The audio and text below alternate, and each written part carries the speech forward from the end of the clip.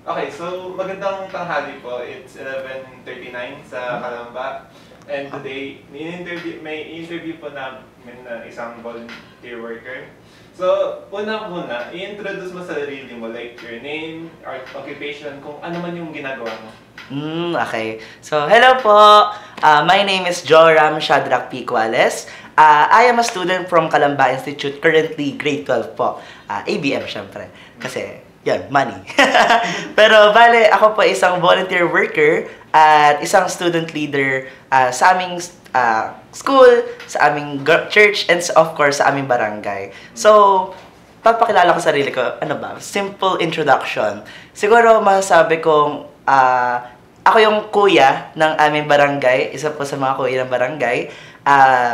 Pag po ako'y pumupunta sa iba't ibang streets, ako'y nakikilala ng ibang bata, ako'y kinakawayan. Kaya tawag na sa akin, Kuya Joram. Ayan. So, ako si Kuya Joram, isang volunteer from Calamba Institute and from our barangay, Barangay Real. So, yun siguro ang self-introduction ko. Okay, so yun nga, minention mo na you do work sa church, sa student government nyo, sa barangay. So, pwede mo ba i-delve into what type of volunteering work yung ginagawa mo? Like, ano yung mga specifics na ginagawa mo sa work? Sige. Siguro, isa-start ko na lang muna sa church kasi yun yung pinaka-familiar talaga ako. Since sa church ako nagsimula talaga ng aming volunteerism. So, sa church kasi, we do volunteerism talaga. Bale, ako ang head ngayon ng social action ministry namin, which is yung volunteerism ministry ng aming parokya. Tapos ako yung head nun, so we do charity work. Kami yung mga namimigay sa mga taong nangangalakal sa labas paggabi. Kung may nakikita kayo yung mga nangangalakal ng bote, binibigyan namin sila ng mga simple groceries like rice, sardines, pancit canton, mga ganong klaseng charity work during the night. Kami napunta doon sa gabi, hinahanap namin sila. Tapos, isa pa sa mga work namin sa parokya bilang social action is nagtutulong kami sa mga kabataan. Kami yung napunta sa mga liblib na lugar, nagbibigay kami ng mga feeding programs, mga pagkain, snacks, chichirya, pati siguro mga laruan, kasama na rin doon. So, as for student naman, kasi ako yung student, yung pala, hindi ko nasabi kanina, no? Ako yung president ng Supreme Student Government ng Calamba Institute Senior High School. So, bale, bilang isang student leader, kami rin yung nagvo-volunteer for the service ng aming mga fellow students. Tapos, bilang government din, kami ay merong gift giving ang Calamba Institute mismo. Tapos, natulong kaming student government. So, kami yung i-initiate na tumulong sa iba't ibang mga kabataan sa iba't ibang public schools. Nagbibigay kami ng mga donations like, health kits, med kits, tapos yung mga laruan, mga school supplies. So, pagdating naman sa barangay volunteerism, ayan, no. So, bale, bilang part po ng tatlong government organizations. Dalawa siya. Dalawang non-government organization, tapos isang barangay or national organization, no? So, isa doon is yung Kasandigan ng Kabataan. Pangalawa is Lipad Youth Council. Then, third is yung Pag-asa Youth Association of the Philippines. So, bali yung tatlong yon is mostly aimed sila lahat sa mga kabataan. Pag ako'y nasa barangay, ayun nga, sabi ko sa'yo, is Kuya Joram ang tawag sa akin. Kasi kami nagpapalaro sa mga bata. Nagpapalaro kami, pupunta kami, usually, dun sa mga liblib talagang lugar. Tawag sa amin ay parte ng ilog. Pati yung iba minsan sa Gotesco ang tawag namin dati. Kaso nawala na yon. Then, dun sa may Baknotan. So, bali, iba't ibang lugar siya pumupunta, iba't ibang lugar. Kasama na rin dun actually yung sa church. Pero, mostly yung pinupuntahan namin dun is yung for non-government organizations. Nagbibigay kami ng school supplies, nagpapalaro kami, natulong kami pag may mga disasters like typhoons. Natulong kami doon, naglilinis kami, natulong kami for donation drives. Ayun, siguro ganoon ang masasabi ko sa volunteerism work namin. So, na-mention mo na ang napansin ko sa mga sinabi mo is mostly like charity work, yung nagbibigay kayo ng So, ayun ba yung like prefer mong Yes. type of volunteerism? Yes, actually, yun yung favorite type of volunteerism ko. Maliban kasi, pag bakasyon, nag-education din kami. So, iba't ibang kasi meron kami mga mantras, KK mantras.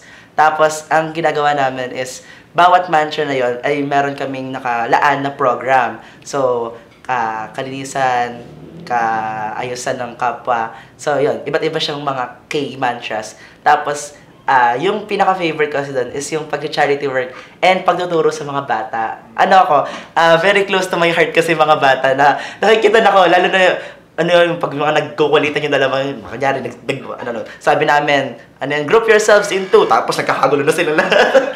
So, very, very close to my heart talaga mga bata kasi sa kanila yung pag-asa, yun nga, sabi nila, pag-asa ng bayan. So, gusto ko parang maging isa ako dun sa mga parang magpapasibol sa kanila, parang sabi, ito yung pinaka-paborito ko sabi sa akin ng mga bata, Kuya, pagtanda ko, gusto ko maging tulad ko, ikaw.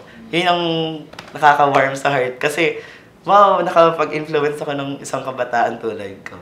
Yan, siguro. So, parang kaya ako na-inspire na gawin volunteering week. Yun din yung following question natin dito. So, why did you start volunteering? Is there any other reason for why you started volunteering? Or kahit yung main reason? Siguro, kasi yung sa volunteering, hindi talaga ako nagaganyan dati.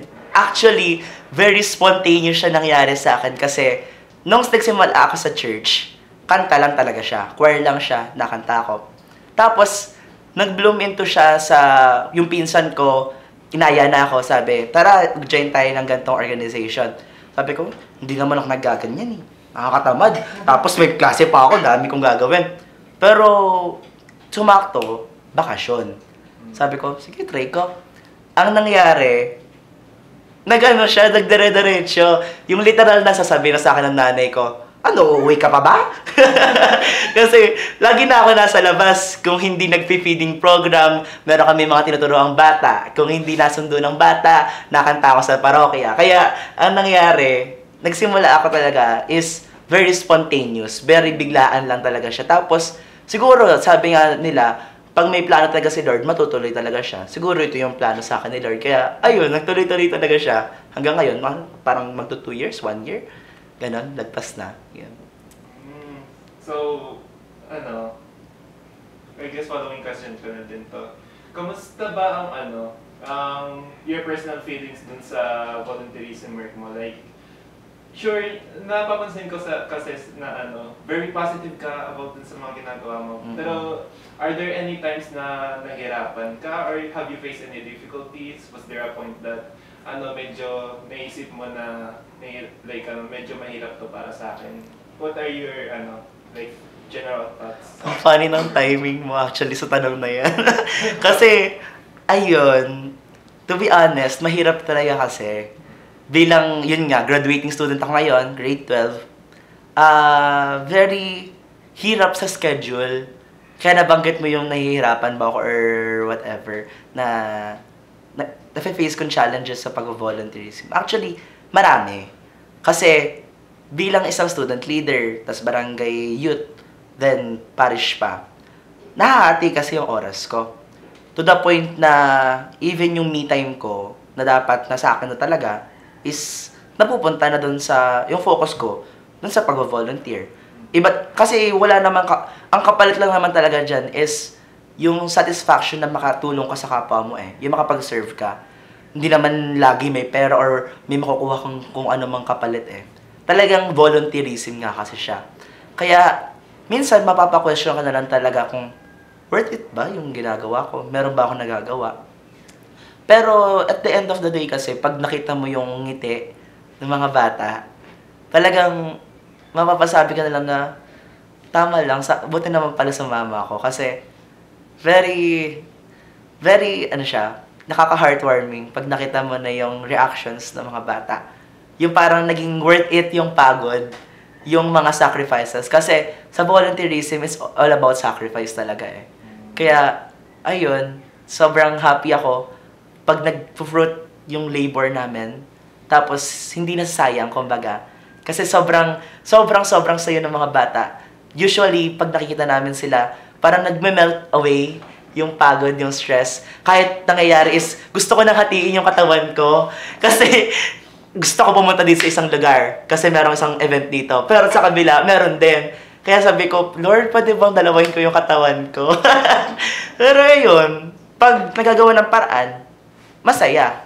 Kaya, bahala na si Lord kung ano nangyayari sa amin Yun.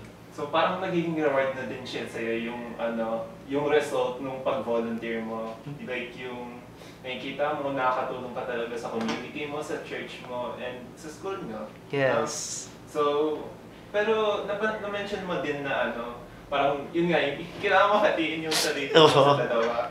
Pero meron ka bang ginagawa? Like, how do you find balance in your volunteer work and personal life? Meron ka bang mga tips or yung personal na nagana para sa'yo? Actually, true story to ha. Pero, nagkaroon din kasi ng time na parang sabi ko, what if tigil ko na lang talaga to? Mga siguro 6 months in sa aking pag-volunteer. Syempre, ang aga pa lang noon, pero that time talaga parang burnout ako. Kasi, nagla-layout ako sa isang org, tapos sa simbahan, magkakanta ako. Lilipat ako sa ganitong lugar, pupunta ako sa ganitong lugar, naubos yung pera ko.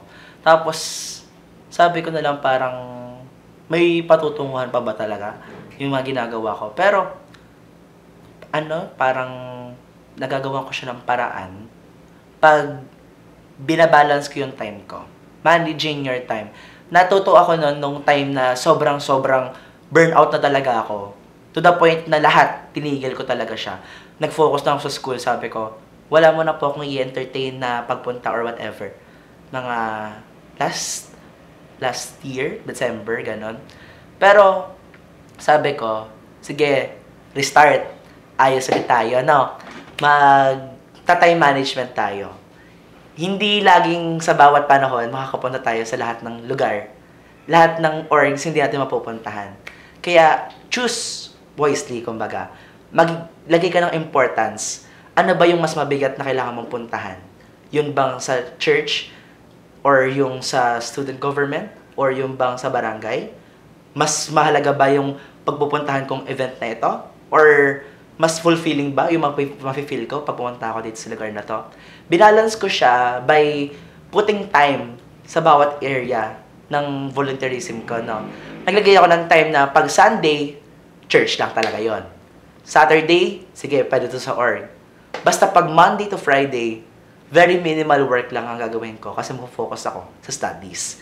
Kaya talagang hinati-hati ko yung time. Yun nga, kung sana lang meron akong kahati yung katawan ko, no? Kung pwede ko lang siyang hatiin para dun sa iba't ibang parts. Pero hindi kasi isa lang naman tayo. Pero yun pa, no man is an island. Kaya natuto ako na magbigay ng trabaho or ng part ng work ko sa iba. Sabi nga nila, nurture others. Parang bilang isang leader, hindi ka boss. Kasi pag boss ka, utos ka lang ng utos. Pero pag isa kang leader, parang tumutulong ka dun sa iba't ibang mga tao na mag-grow. Kaya, ang ginagawa ko ngayon, bilang Kuya Joram, ang ginagawa ko is, ninunurture ko yung ibang mga bata ko. Sa ibang org, sabi ko, ikaw mag-layout dito, magtuto ka na magsulat ng mga letters, pare ko yung papalit sa akin sa secretary. Tapos doon naman sa parokya, sabi ko, gandahan mo naman to, aralin mo tong kantang to. Aralin mo kung paano magpunta sa iba't ibang lugar. Para ang mangyayari, kayong papalit sa akin pag ako'y busy na. Or syempre, kasi hindi naman tayo forever magvo-volunteer. Pero, of course, babalik tayo doon. Kasi yun yung passion ko eh.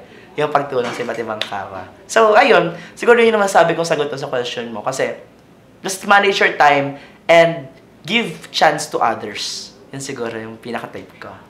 And yung pwede mong pagsabihan yung mga fellow volunteers or yung mga bata na sinasabi mo na hatiin din yung work para kunyari kung sakaling hindi ka man available sa isang work, meron ding magsa-stand in para sa iyo. May papalit, substitute, or para maging representative ka. So, paano yung nasabi mo yan? Kasi, related siya sa following question natin, which is, ayun nga, mga volunteer na katulad mo is very hindi masasabi siyang common, pero it's important na i-encourage natin other students para mag-volunteer. So para sa iyo ba sa school nyo, how would you encourage other students to do volunteer work? Like pagdating dun sa mga iba't ibang types sa barangay, kahit sa sa school nila, how would you convince or parang sabihin sa fellow classmates mo, for example, na na pwede ka din mag-volunteer ng mga ganun types? Actually, sakto yung tanong mo kasi nasabihin ko pa yung kanina. Meron din ako mga estudyante from our school na naging partner ng organizations namin. So, paano ko ba masasabi to? Kasi, mahirap talagang mag-encourage. Kasi hindi naman lahat may passion para dun sa same na ginagawa ko, no? Hindi naman lahat kayang maglaan ng time, hindi naman lahat kayang magbigay ng oras at ng pagod nila para lang makapag-volunteer sa iba. Tapos, siguro ang masabi kong ginagawa ko is, I set myself as an example for them. Kasi, kung nakikita nilang gumagawa ako nun, marami nang nagsasabi, tulad sabi ko kanina, Kuya, gusto ko maging tulad mo. Kasi, ayun, nakita nila na may nangyayari pag tumutulong tayo sa ibang kapwa natin. No? Nakikita nila na parang, wow, Kuya, dami mong nakasama mga bata. Tapos parang ang saya din pong gawin. Kaya, ginagawa ko, ini-encourage ko sila. Sabihin ko na, sige, sama ka sa akin. Tara, mag-volunteer muna tayo. Pero, syempre, as their kuya, bilang may experience na sa pag-volunteer, sabihin ko sa nila na, pero magligyan ka ng time para sa sarili mo. Huwag yun to the point na ibibigay mo na lahat ng buong pagkatao mo na to the point na ikaw naman yung mawawalan. Bigyan mo din yung sarili mo ng time to rest. Bigyan mo yung sarili mo ng time para makapag-reflect sa bakit mo ba nga ba ginagawa to. Then, ang sasabihin ko sa nila, why not join more? Be informed, be open, parang mas maging open ka sa lahat ng pwede mong gawin. Parang, kaya mo bang gawin to? Try mo. Gusto mo bang try ng ganito? Sige, tara. Tuturuan kita. Siguro yun yung nagiging part ko na bilang kuya nila para makapag-encourage. Lalo na sa school. Kasi sa school, nung ipinost ko yung mga credentials ko nung ako'y tumakbo, sabi nila, Kuya Joran, 3 pages yung credentials mo. Nagulat sila kasi sabi nila, Kuya, parang sobra-sobra na. Kaya sabi ko, unti pa lang yan. Kasi kaya nyo pang gawin yan na mas marami pa. Kasi, mahahaba lang yung mga pangalan, kaya yan. Pero, kayang-kaya nilang gawin. Kaya sabi ko, why not try? 'Di ba? Kung kaya naman ang oras yun, kung may free time naman kayo, kung tingin nyo, makakagawa kayo ng difference through volunteerism, then why not try? 'Di ba? Yan. Parang inspired din talaga, no? Kapag may kita mo yung kaibigan mo na sinasalihan yung mga ganitong types of volunteering, and then may influence ka na mag-volunteer din. Mm-hmm. Do you, meron ka na din bang mga na-influence na, mga kaibigan mo na sinamahan ka? Yes, actually, yun nga. Diba sabi ko, nasa parokya din ako. Yung mga kakwer ko, nung time na nagsisimula din ako mag-volunteer, sila din yung kasama ko. Kaya ang nangyari nun, nasa parokya na kami, diretso kami sa volunteer namin sa barangay, tapos pupunta na naman kami sa ibang lugar para mag-volunteer. Kaya, ang nangyari nun, I think, na-influence ko naman sila. Parang, sabi na rin nila na, ay, gusto ko rin magturo sa mga bata. Lalo na nung, kasandigan ng karunungan, ang tawag namin sa project namin. Nagturo kami ng 3 days sa aming barangay, mga batang from 15 pababa. Tinuro namin silang math, science, English. Tapos sila din yung nagturo. Kami din na nagturo. Kami yung gumawa ng module namin. Kami naggawa ng mga sasagutan ng mga bata. Kami din yung mismong nagturo sa kanila sa barangay. Kaya, ayun, I would say na marami na din naman akong na-influence, I think. Tapos, mas masaya na mas maraming mga bata, actually, na nagsasabi sa akin, gusto ko rin gawin yun. Ay, nakaka-inspire naman din, no? So, I guess kung sakali mo makita din to ng ibang tao, meron ka din bang masasabi dun sa mga gumawa na gusto din like mag-volunteer work? Or like meron ka bang advice para sa kanila? Like baka meron kang na-experience sa work mo na gusto mo ding gusto mo ding sabihin sa kanila? Advice. Ayun, yung paut-ul ko sinasabi kanina, actually. Yung give time to yourself. Kasi ang volunteerism is sacrifice. Sacrifice talaga siya kasi sacrifice ng time mo, lalo na ng pera. Kaya nagsabi ako din, diba, sa ABM pera. Kasi, nung nag-step into grade 11 ako, dun lang simula halos din yung pag-volunteerism ko. Kaya sabi ko, Wow, perfect. Magkakaroon ka ng pera. Pwede kong ibuhos or maglaan ng part dun sa mga kinikita ko. Kasi nagbenta rin ako dati. Nagbebenta ako sa school and sa barangay namin ng mga chicheria, school supplies, iba't iba. Pag Valentine's, gumagawa ako ng bouquet. Ganon. Naglalaan ako ng onting pera doon. Pag may napapanulunan ako, tulad nung nagkaroon ng typhoon sa amin, naglaan ako ng pera, pangbigay ng pandesal doon sa mga nabaha. So, yun na, sacrifice. So, pag pumasok kayo ng volunteerism, there's always sacrifice. May sacrifice ng time, may sacrifice ng money, and of course, may sacrifice ng self mo. Kasi, nagbibigay ka ng time, ng effort mo, sa iba't ibang mga tao na even though hindi ka nila kilala, nagbibigay ka eh. Kaya, also, give yourself time to recharge. Kasi pag binigay mo naman ang sarili mo ng lahat-lahat, parang ikaw yung mababurn out. Ikaw yung mawawalan, kumbaga. Kaya, yun yung advice ko sa mga papasok ng volunteerism is manage your time, manage yourself, and of course, be ready for any sacrifices. Ayan. Salamat naman salamat sa mga sagot mo. Kasi very, Very inspiring. pero, oo, nakaka-inspire din talaga siya. If meron ka bang gustong, last na naman ito na tanong, pero meron ka bang gustong, gusto mo bang any other thoughts na gusto mong i-share? Or baka may gusto kang i-plug? Gusto mo ba i-shoutout yung mga mo? So, anything. Ayun. Bale, masaya. Ito na, hindi ko pala nasabi kanina. Masaya mag-volunteer. Masaya mag-serve. Palalo na pag yung puso mo is yung parang gusto mo makipagkaibigan sa iba't ibang tao. Tulad ko kasi gusto ko yung natatawa kasi ako pag nasa labas ako. Sasabihin ng mga tao mga kasama ko, "O Jora, baka may kakilala ka na naman dito." Kasi kagahapon, nung Tuesday, nag-tree planting kami. Nag-meet up kami sa McDo Bypass. Mismong cashier, kilala ko. Kaya sabi nila, may kilala ka na naman. Tapos, ayun. Kaya parang lumalawak yung connection, yung friendships through volunteerism.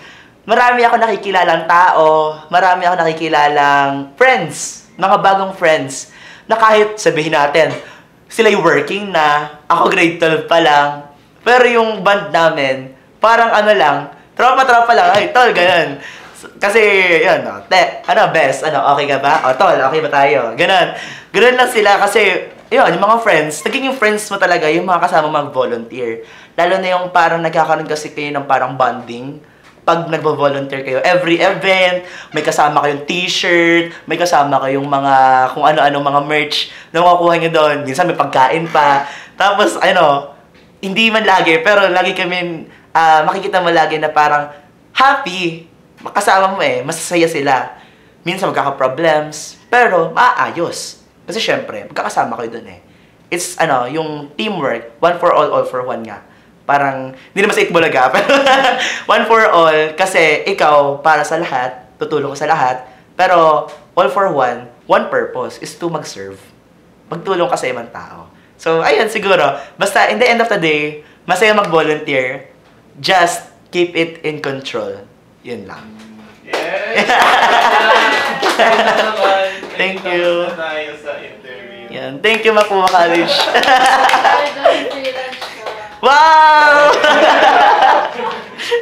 Ayun, thank you.